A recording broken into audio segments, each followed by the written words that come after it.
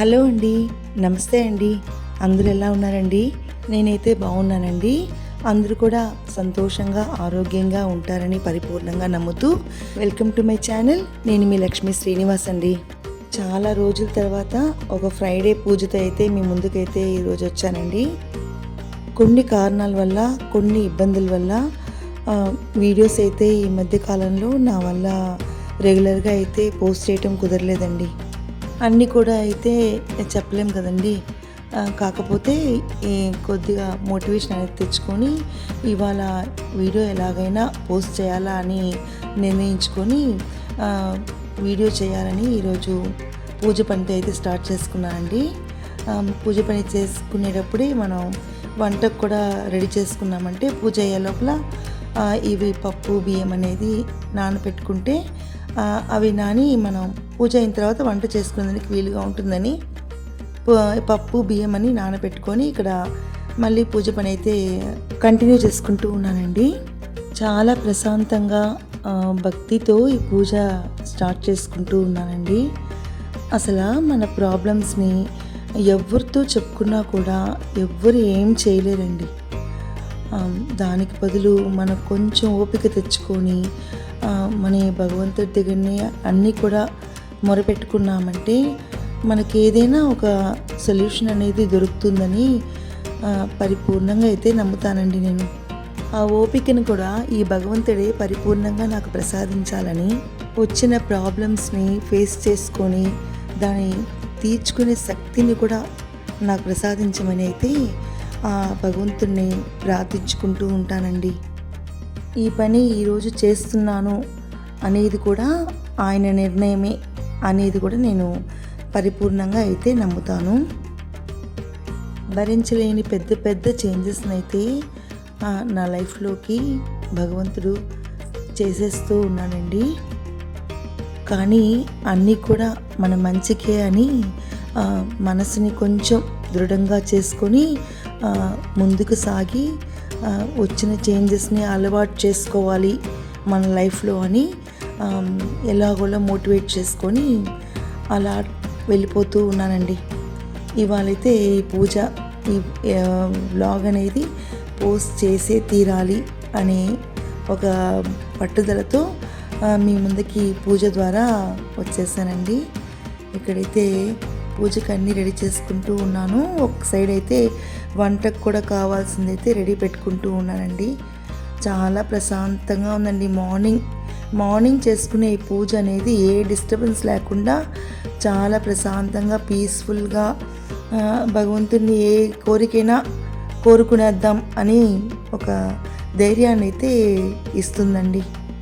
ఈ టైంలో మనం చేసుకునే పూజలో మనం ఆ భగవంతుడిని ఏ కోరికలు కోరుకున్నా ఆయన పరిపూర్ణంగా వాటిల్ని ఆస్వాదించి మనకు న్యాయంగా ఏం దొరకాలనో అవి మనకు అందిస్తారని అయితే నేను పరిపూర్ణంగా అయితే నమ్ముతూ పూజ చేసుకుంటూ ఉన్నానండి.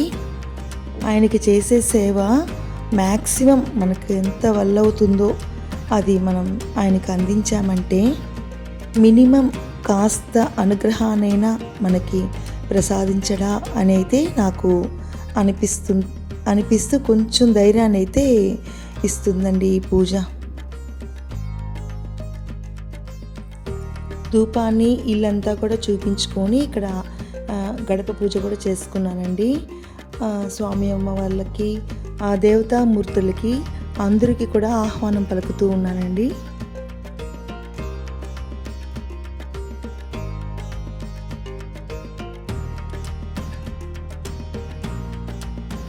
అందరూ కూడా ఆరోగ్యపరంగా అష్టైశ్వర్యాలతో సకల సౌభాగ్యాలతో ఎప్పుడూ నీ నిండు దీవెనలతో సంతోషంగా తొలదూగాలని ఆ స్వామి అమ్మవారిని అయితే ఇక్కడ ప్రార్థించుకుంటూ ఉన్నానండి.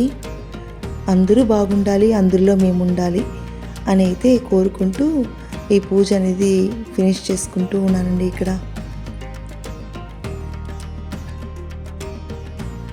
ఇంకా పూజ ఫినిష్ చేసుకొని ఇంకా వంట చేయడానికి అయితే ఇక్కడ వచ్చేసానండి. ఇక్కడ సాంబార్కి అయితే అన్నీ రెడీ చేసుకుంటూ ఉన్నానండి. ముందుగా నానబెట్టుకున్న పప్పు అయితే ఇక్కడ కుక్కర్లో పెట్టుకున్నానండి. ఇంకా వెజిటేబుల్స్ అన్నీ కూడా కట్ చేసి పెట్టుకున్నానండి. సింపుల్గా అండి, మునక్కాయ, మామిడికాయ, ముల్లంగి అన్నీ వేసి సాంబార్ అండి. ఇంకా సైడ్ డిష్గా అయితే పొటాటో ఫ్రై చేస్తామని అయితే ఇంకా బాయిల్ చేసి పెట్టుకున్నానండి. ఇంకా రైస్, ఇంకా పెరుగండి. ఇక్కడైతే సాంబార్కి అయితే వెజిటేబుల్స్ అన్నీ కూడా ఒక సైడ్ వేపుకుంటూ ఇంకా సాంబార్ అయితే ప్రిపేర్ చేసానండి.